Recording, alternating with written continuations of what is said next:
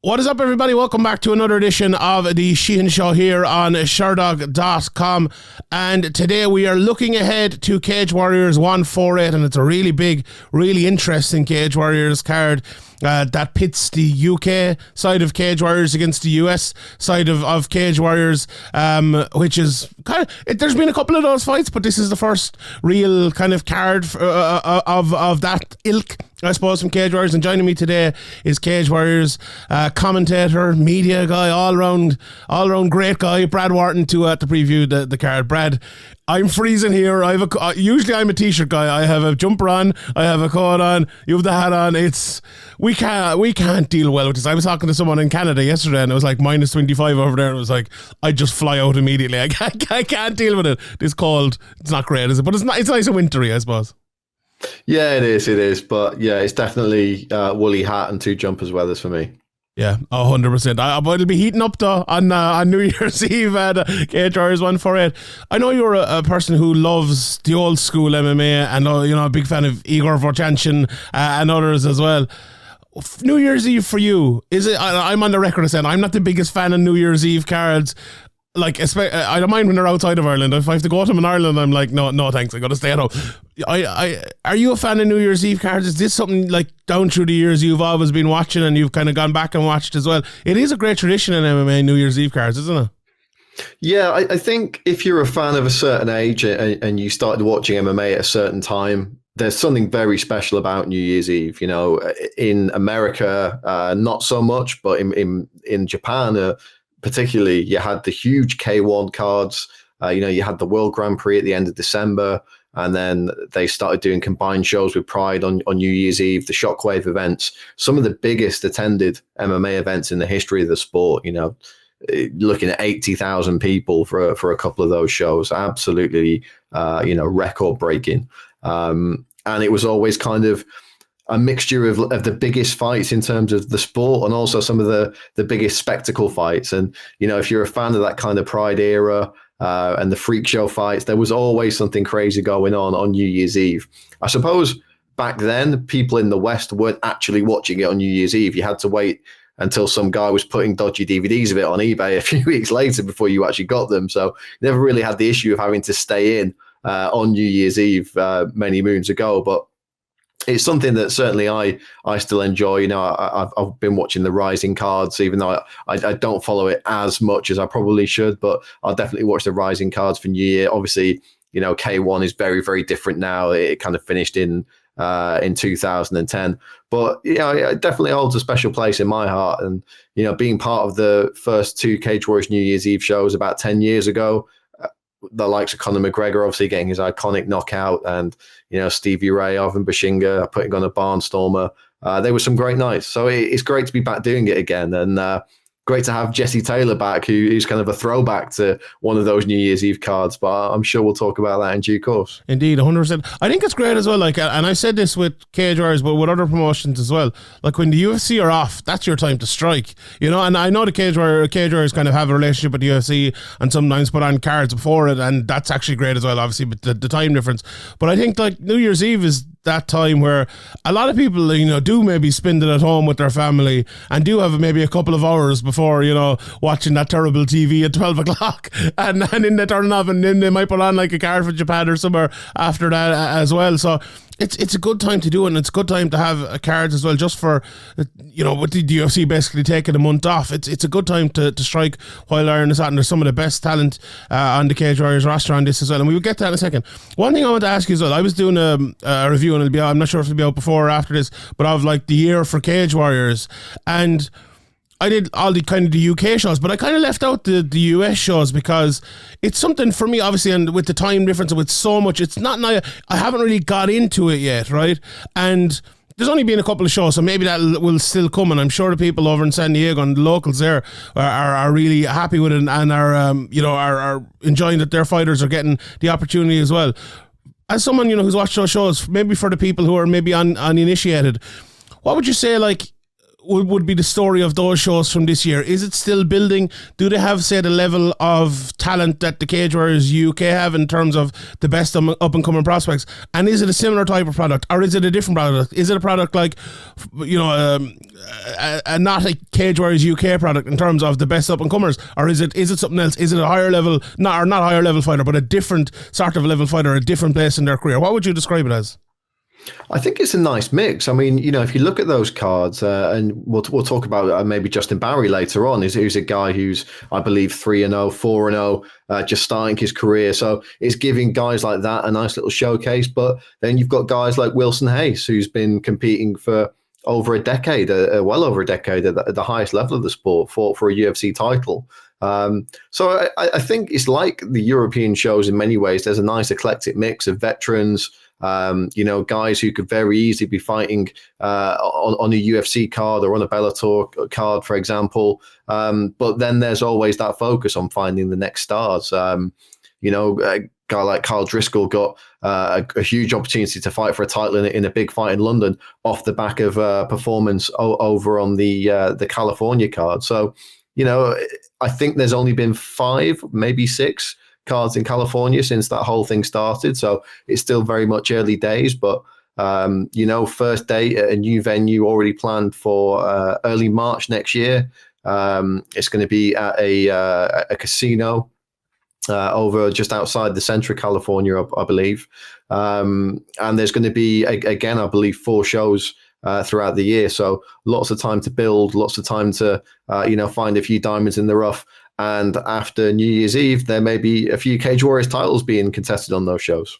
Very interesting, because there's always been guys coming over, like whether it's Bigfoot Silva back in the day or Jim Allers and others as well, to Cage Warriors UK scene, and even I'd say from Central Europe coming over to fight the UK and Irish guys. It's always been a thing in Cage Warriors, and to be honest, I love it. Like you mentioned the Kyle Driscoll fight, that was something a little bit different, because it's one you're thinking like, okay, was he in line? Or we were not even thinking of him, and then he comes in and put on obviously a good fight, and Hardwick got through it. But it's very, very interesting to say, like, if.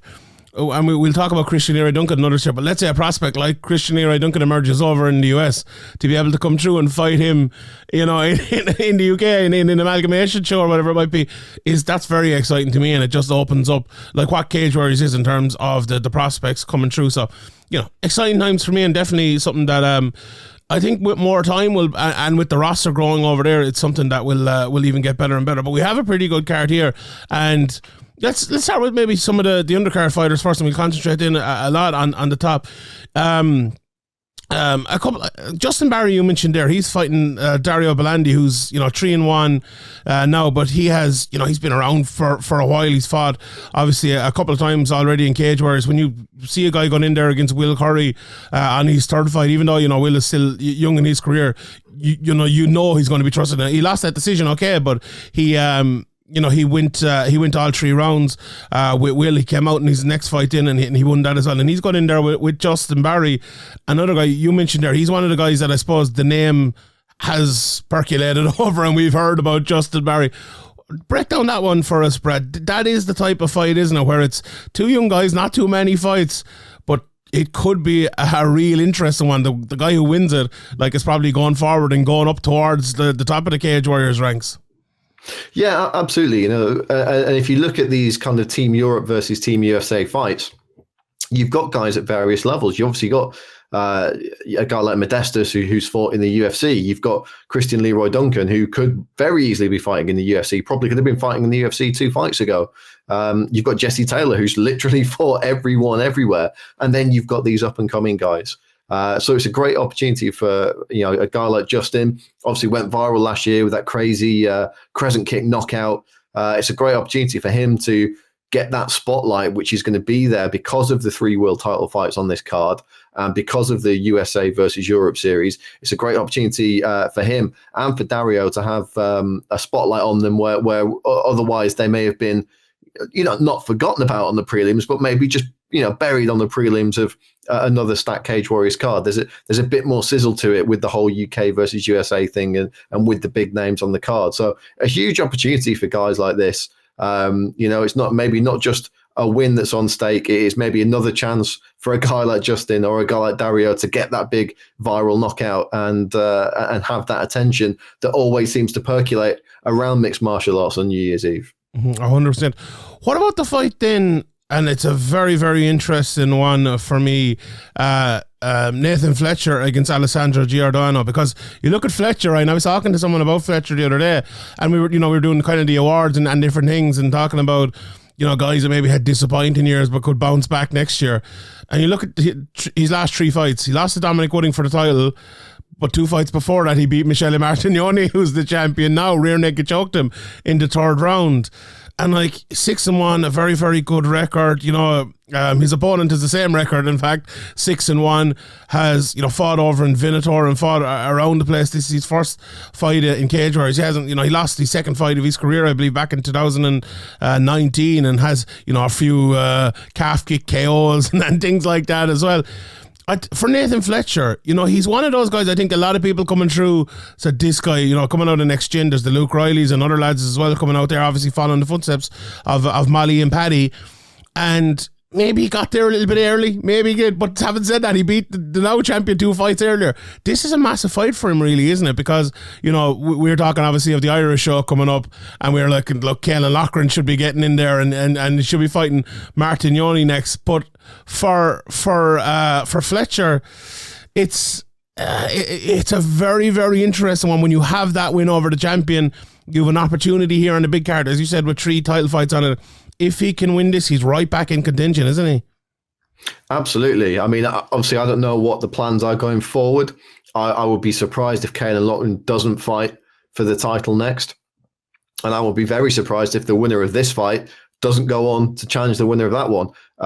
Fletcher, remember as well, has a win over Caelan at amateur back in the day. So there's a bit of a kind of backstory there, but I really don't think anyone should be underestimating Alessandro Giordano. Been watching some of this guy's fights recently. My goodness, he's a little savage. Absolutely incredible straight right hand on him. Loves to throw the elbow over the top when he's in close. As you say, loves the calf kicks. Really, really rapid striker with a lot of snap on his shots. I've been hearing a lot of good things from guys in the Italian scene about this guy. So when I saw this fight announced, I was very, very happy, because I've been hearing the exact same things about Nathan Fletcher from everyone in the UK. And obviously we've seen his progression of the recent years in Cage Warriors. And I rate this guy very, very highly too. He came up short against Don Wooding. It's one of those things with this sport, sometimes you're the hammer, sometimes you're the nail. He'd been the hammer for 6 fights before that. He'd been running through guys, beat the current champ, as you say. And it just wasn't his night against Wooding. He was kind of way ahead in that fight. He was dominating the early stages. Wooding kind of outlasted him and was able to get that phenomenal comeback knockout. I don't think there's any shame in that. I rate Don Wooding very highly as a fighter as well. And look, how many guys do we see get to 15-0, 20-0 in this game? Not many, right? So I don't think there's any shame in losing that fight for Nathan whatsoever. I think these 2 guys are, in terms of prospects, 2 of the best in Europe. And this, for me, I think a lot of people will probably say the Harila versus Wilson fight is the people's main event. But this is this is Brad's main event. If you want to give it a name, this is the fight that I'm looking most forward to on this card. Yeah, the WME Wharton's main event. I think there we go. We'll go for that. 2 guys I want to mention as well. Nick Bagley, who another top prospect coming through. He's fighting Callum Parker, but Chasen Blair as well. 2-1. Chasen, I suppose a lot of people know him. He trains with Paddy Pimblett a lot and has been coming over to Liverpool and training a lot. Paddy is always mentioning him. Isn't it funny? You said there not a lot of guys get to 10-0 in the sport, or 15-0 or whatever it might be. And for both of these guys who are top prospects to lose one of their first 3 fights, we see a lot. Like I was talking about James Sheehan as well the other day. Lost his first 2 fights in Cage Warriors, and look where he is now. Like, I think he's one of the top prospects coming through. It really doesn't take away much from you. And if you are a guy with a reputation like these guys, it's going to be tough. What do you see from Chasen Blair and from Nick Bagley in this card? I suppose at the same time as well, though, neither of these guys will be wanting to get to 2-2, will they? They'll want to be getting to 3-1. They'll need to get that win here. I think, it's very easy for MMA fans to if they don't know a guy and they've not seen the fights, they'll just look at the record and say, oh, 2-1, not that great, a middling fighter. But for me, all it means is you're fighting tough guys early, and you're only going to get better from fighting tough guys. How many times have we seen so-called prospects on the regional scene 5-0, 6-0, and they fought nobody, and they take that step up and they get smashed? You're not learning anything from fighting cans or fighting guys you have an overwhelmingly high chance of beating. If you're fighting tough guys, you're going to lose a fight every now and again. And I think we've seen that, especially over the past few years in Cage Warriors, because of the pandemic and because of the situation with, look, you can't pick and choose your fights. You have an opportunity to fight here, and you're not going to get another one for 3 months. And a lot of guys had to fight guys that they probably wouldn't have fought otherwise until they were maybe 7, 8, 9 fights into their pro career. So there's a lot of guys, picking up losses early, but all it means is that you fought good opposition for me. So, I take nothing away from those guys. As we've said, both clearly very talented, and we've seen that in their wins and their losses. And like you say, they're not going to want to go to 2-2. So I'm expecting big performances from both these guys. 100%. Emrah Sonmez as well. He's 17 fights into his career now. I know he did spell in Cage Warriors, was out, back in again.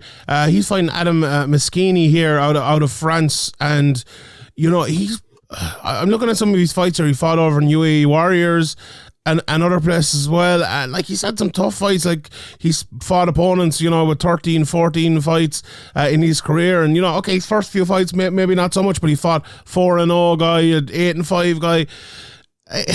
I'm looking at this one of these fights on the undercard and thinking kind of like, for Sonmez, this is his opportunity to come back to the UFC, to Cage Warriors, go on that run. He's 30 years of age now. He has a good record. He's obviously a talented guy. But this, I think, is probably the point for him where he needs a big year in 2023 if he is going to make that big push and go forward again in his career. And this is a tough enough fight for him. Yeah, absolutely. Look, he came to Cage Warriors with a very good record, beat Daryl Golding. He's a really talented guy.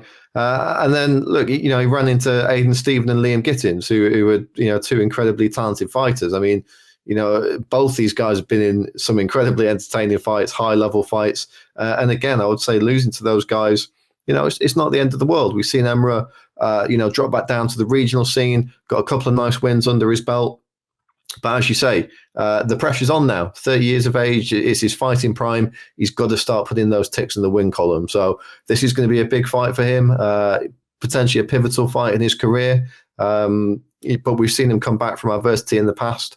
And again, I'm expecting a big performance from Emrah, but let's not write Adam off either. As you say, he's had a few tough fights himself. He's going to be coming into this one probably as an underdog. There's not going to be a massive weight of expectation on his shoulders. But how many times have we seen Ian Dean pluck a guy out from, especially the French regional scene, and then all of a sudden you've got a William Gomez or a Morgan Charrier in your hands? Yeah, and I'm just looking at William Gomez here for the next fight we're going to talk about, because Tobias Harila, you mentioned him earlier on, he's fighting Damon Wilson. I had an opportunity to watch a bit of Wilson there just when my internet came back this morning. And stints happen over here. And he's a great athlete, was the first thing I noticed about him. Absolutely ripped to shreds.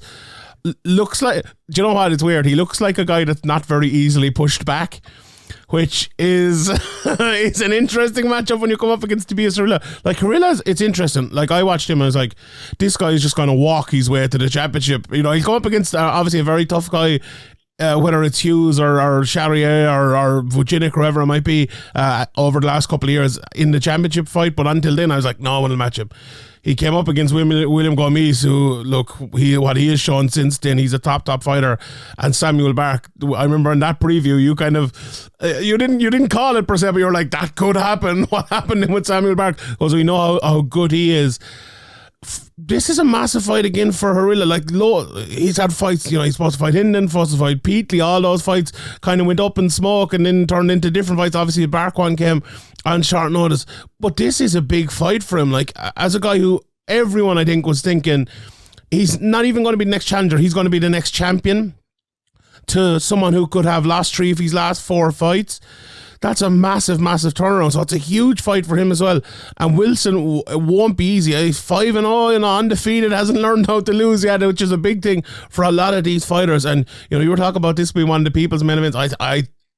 I definitely think it is, because every time Harila fights, do you know what? I need like a picture of Harila and his mask for the wall behind me. I need one of them for there. This is probably the fight on, I don't know if it'll be on the undercard or the main card, but this is one of the fights I'm really, really looking forward to, I suppose, outside of the top three. Yeah, I completely agree with you, Sean. You know, both these guys are really interesting cats. They're both great characters, both a little bit crazy, you know, in the best possible way. And, you know, we see that in the cage as well as outside of it. You know, they're both super, super entertaining guys. Tobias Harila is a guy who's never found himself in a fight that he wasn't enjoying, right? He just loves to scrap. And it means we've seen some fantastic performances. We've seen him knock guys out cold.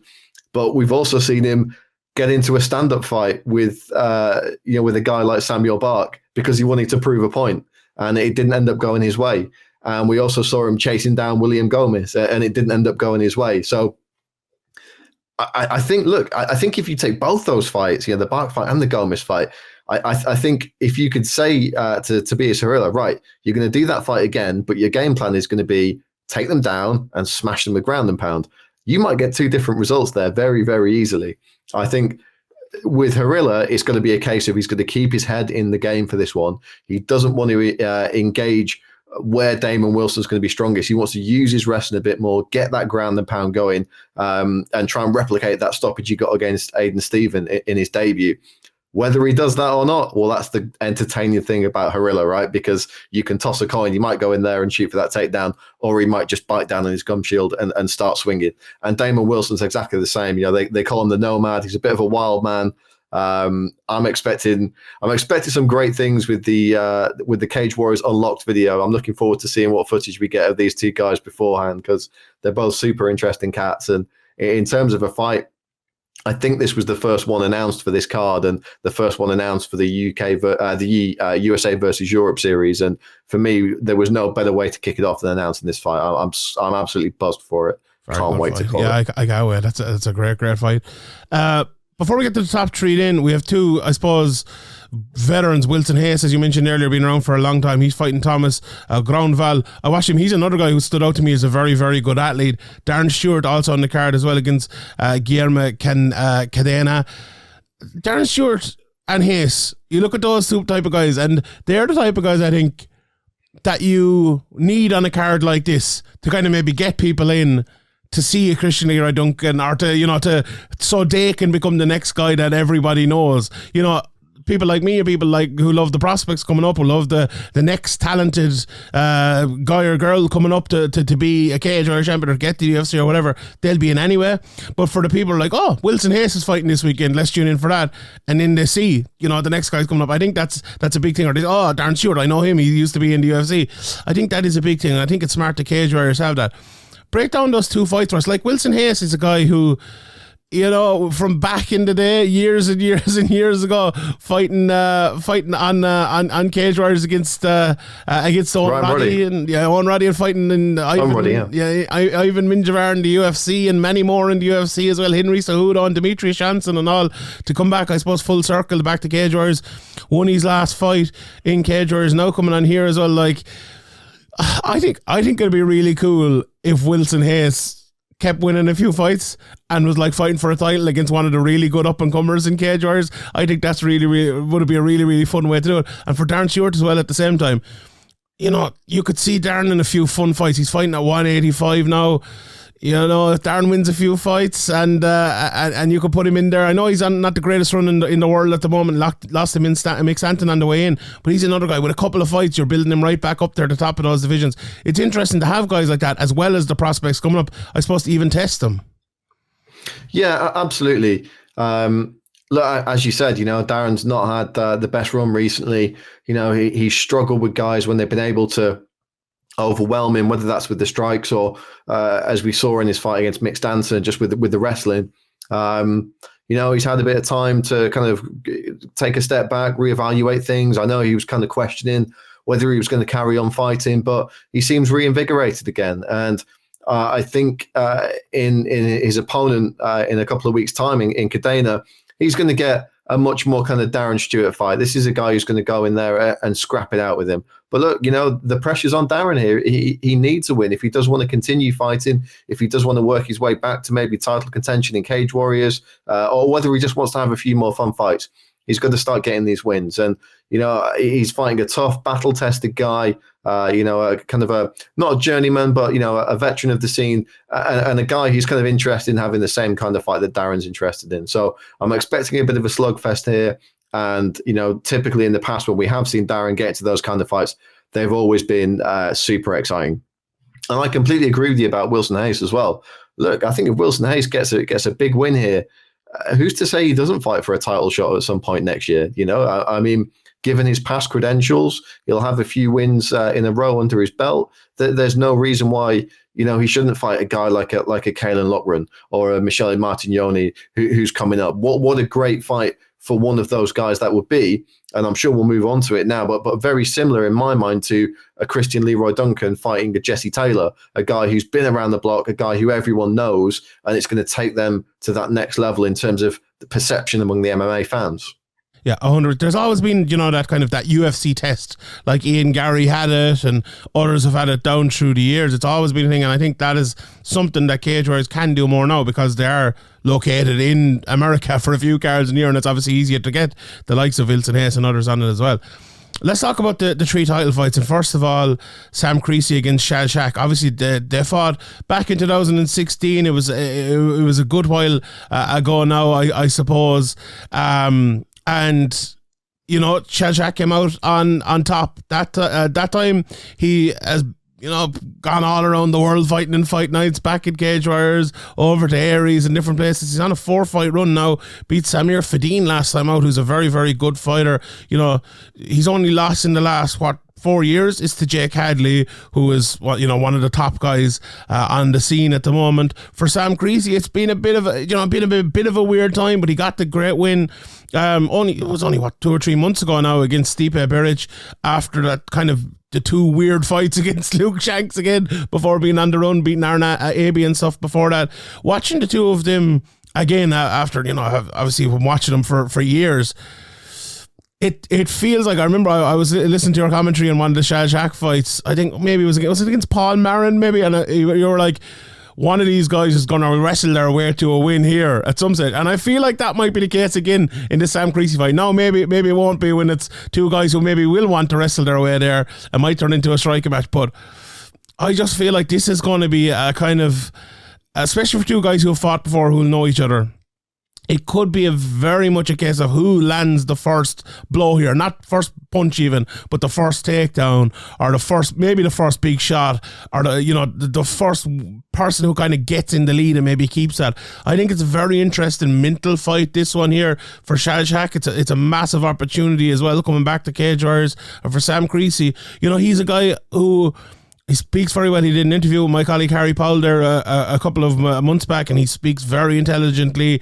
He's a guy who probably should be talked about higher than he is, and I think this is an opportunity maybe in this big card to show that and to prove a lot of things to a lot of people. And for Shaj Haque, I suppose the same opportunity lies there. This is a very fun fight.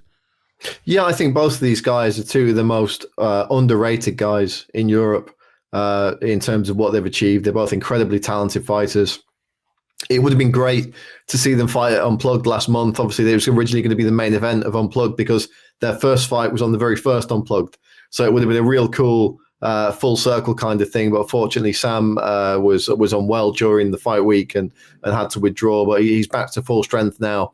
And I'm really looking forward to this one because it's two guys who, are quite clearly currently at the top of their game. And they've both maybe struggled just to get over that final hurdle where people are saying, yeah, these are the guys in Europe. It's unfortunate that one of them has to win this one and one of them has to lose, unless we get a split draw or something crazy like that. But I think whoever does get their hand raised, they are going to finally kind of overcome that hump of being recognised as legitimately one of the top flyweights in Europe. Can't wait to call this one. 100%. Very interested as well to see the light heavyweight belt back here with Modestas Bukauskas fighting against Chuck Campbell. Obviously, Modestas came in there. Do you know what? Maybe it wasn't the most illuminating performance against Lee Chadwick, but it was a good, steady win. And it was a good test against a guy like Lee Chadwick who'll make it kind of tough on you and is big and strong and hard. And now I think maybe is a time where he can show him more of what made Modestas Bukauskas special in terms of his skill and his quality and all that, obviously after the tough time in the UFC. But Chuck Campbell is no easy out here. I watched his fight this morning against Andy Clamp, and it's like, oh yeah, he's going to take him down, he's going to push him against the cage, landed one big shot and then landed two more after, and he was absolutely put out. This guy can hit hard, can hit real hard, fighting out of AKA as well. In that fight as well, his wrestling defense looked really good. And if this one stays on the feet, someone is getting sparked here early. I think someone is getting sparked. I can't wait for this one.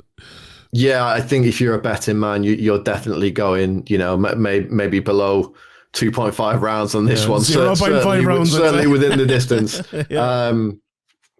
But look, let's not have me, an employee of a promotion, talking about gambling on a podcast. I hear that's frowned upon these days. But look, I had a chat with Modestas. I did an interview with him that's up on the Cage Warriors website at the moment, and he's very honest about the fact that he didn't fight the way he wanted to against Lee. He didn't pull the trigger as much as he should have. But coming back from a potentially career-altering, if not career-ending injury.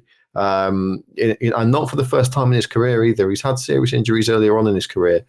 So he talked about the dark times he'd had and, basically just sitting alone in his room crying and drinking and, obviously dealing with some form of depression after getting that injury and being cut from the UFC.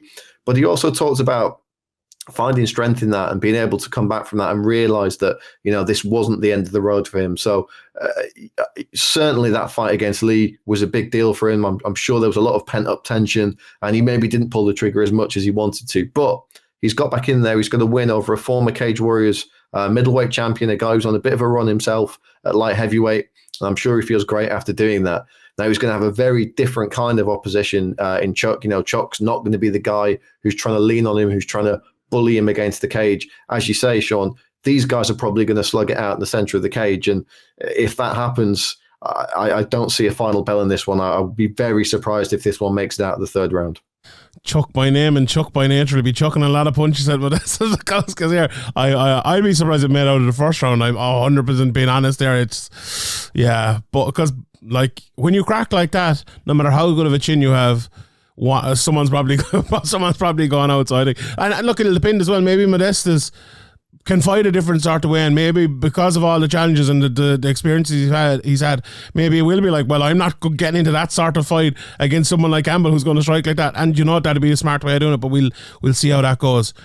Let's talk about the main event. I was doing a podcast last night, and I posed the question I was doing it with my guy Ian. I posed the question: if you could pick one guy in the UK or Irish scene, or maybe even the European scene right now, who you think will be, and kind of an up-and-coming guy, would have only maybe less than 10 fights, who could be a future UFC champion, who would it be? And we were thinking, and the one I came up with was Christian Leroy Duncan. And I'm talking about not UFC ranked, not get to the UFC, not top 5 in the UFC championship potential. That's how much I think of Christian Leroy Duncan. I think he is that talented. I think he is that good. And he's coming in here against Jesse Taylor. The thing about Christian Leroy Duncan is he's only 7-0. It's only 7-0. He feels like a lad who's about 15-0. Obviously, he has a vast, long amateur career. But he's coming in against a guy with nearly 50 fights in Jesse Taylor, who is a dog of a wrestler, who's been around for a long time. As you said, almost got to the UFC twice. We all know Jesse Taylor's story at this stage. But no one could ever doubt Jesse Taylor's quality and the ability he has. And for someone like Christian Leroy Duncan, even though I say that I could not think of him more highly, this is an unbelievably tough test for him. And fair play to Cage Warriors, fair play to Dean for making this fight and testing a guy out like this. And it's a massive opportunity for Jesse Taylor as well to get even more redemption in his career. This is a fight. There's so many storylines, but the fight itself is a very, very interesting one too. I'm sure you can't wait to call it. Yeah, absolutely. I saw, and I think it was maybe only just one guy on social media when this fight was announced, and they said, Cage Warriors have given Christian Leroy Duncan an easy fight here. And I was like, really? I don't think Jesse Taylor's an easy fight Absolutely for anybody. When your wrestling is that good, and when you have the kind of self-belief that a guy like Jesse Taylor has, he tells himself he's going to do something, and he gets it done, And as you said, we all know the story of the first time he was on Tough and everything that happened there. And for him to be able to come back years later and win Tough was phenomenal. And obviously, there was another twist in the tale as well after that. But, this is a guy who's had some tough times in his life, and he's been able to pick himself up, dust himself off, and go on to succeed in grappling and in MMA and in wrestling a number of times. So you can't doubt the intestinal fortitude of this guy, and you can't doubt his skills in the cage. Christian Leroy Duncan, this guy's just a different cat, right? He's a different breed, isn't he? I'm looking back through Christian Leroy Duncan's fights, and I'm trying to pick a flaw, and I'm trying to pick something he's done wrong, and I can't see anything. And obviously, he's had wins and losses at amateur, but you look at the level of the guys he was fighting in those amateur fights. He's fighting guys who, some of those guys in the IMAFs, the guys from, the Eastern Europe and the guys from the Middle East, they're getting paid full time to train and fight. They're essentially professional fighters already. And he's competing with those very, very early in his career. But as a pro, I've not seen him make a mistake. And that's not me hyping him up. That's genuinely, I can't remember anything that he's done where I thought, that sucked, or he needs to learn from that, or he needs to improve there. His striking's on point. His fitness is on point. He's super strong. He's got cardio. He's great on the ground as well. We don't see that as much, obviously, because he's so spectacular on the feet. This guy is a serious, serious contender. I think if you were to put a gun to my head and say, you've got to, pick something about this guy that he does need to improve, it's just the talking side of things. He's a guy who keeps himself to himself. And maybe that's why he's so good in the cage, because he doesn't bother about all the other stuff. He doesn't bother with social media very much. He does his talking with his hands and his feet and his knees and his elbows and everything else. So that's fine. You don't have to be Conor McGregor, but you just have to be really good at winning fights, which he is. So what you need in that situation is wins over recognizable names, people that everybody knows. And JT Money is that guy. And this is that fight for Christian Leroy Duncan. This is the fight that is going to take him over the top, I think. And I think I would be very surprised if he's in Cage Warriors in 12 months' time. This could be the win that gets him on that March card in London. And if not, then certainly another card later in the first half of the year. Yeah, I suppose the only thing holding him back is that 7-0 record. Like, he hasn't had that many fights, but as you said, you look at the amateur record, but you look at the guys he's fought as well. The Will Curry first fight was obviously the weird one, but he came back, he won the second one unanimously. Like, Justin Moore, an absolute bull of a man to go in there, finish him in the first round. Like, Jaddy Milan, when he came into Cage Warriors, he was one of those guys that Dean plucked out, and I remember watching him before. It was Matthew Bonner he beat for the title, wasn't it? I remember watching it, it was like, yeah, this guy's going to win the title here. This guy's really good. Christian Leroy Duncan goes in there and knocks him out. And Dimitrov, it was only last month, wasn't it? It wasn't that long ago at all. I was watching him, I was like, another bull of a man got in there. Like, and the thing about Christian Leroy Duncan, he is kind of tall and I suppose slender enough for the middleweight division. And you're thinking, like, the guys like that with the strength and maybe the takedown ability could cause him problems. But sure, he goes in there and destroys him as well in a round. And I'm very interested to see what way he's going to do it to Jesse Taylor, because, like, if Jesse can go in there and test him and take him down a couple of times, this is 5 rounds. It could test the cardio, it could test everything.